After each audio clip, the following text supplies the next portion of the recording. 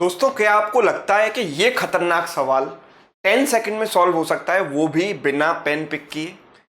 चलिए आइए जानते हैं मेथड। सवाल है 10% of 148, 15% of 248, 20% of 348 and so on, है ना।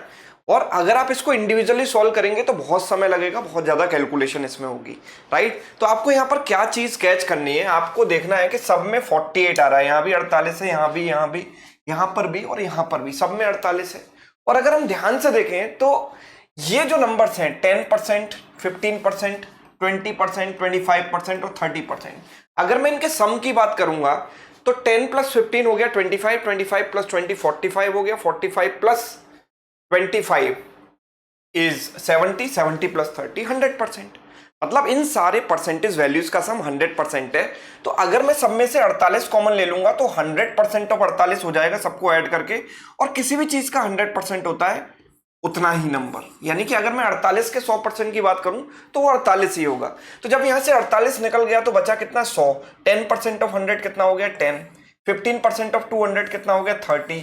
20% ऑफ 300 कितना हो गया, 60, राइट। एंड 25% ऑफ 400 कितना हो गया, 100।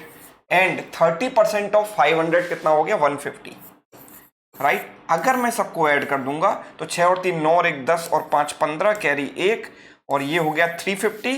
और 350 प्लस 48 इसमें ऐड कर देते हैं, सो द आंसर इज 398।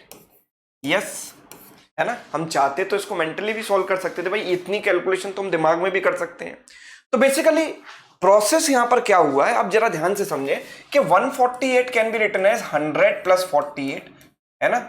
अगर आप इस चीज को इमेजिन नहीं कर पा रहे तो मैं लिखकर इसको आपको बताता हूं, 200 प्लस 48 एंड सो ऑन।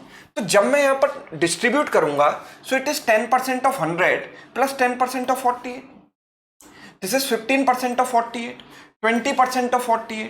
तो जब सब जुड़ जाएंगे तो 48 सब में से कॉमन आ गया और सारे परसेंटेज वैल्यू की सम कितनी आ जाएगी, 100%। तो 100% ऑफ 48 हो जाएगा जो कि 48 ही होता है ना। बचेगा क्या, 10% ऑफ 100, 15% ऑफ 200, जो कि हम बहुत इजीली कैलकुलेट कर सकते हैं। तो हमने सबको ऐड किया और हमारा आंसर क्या आ गया, 398।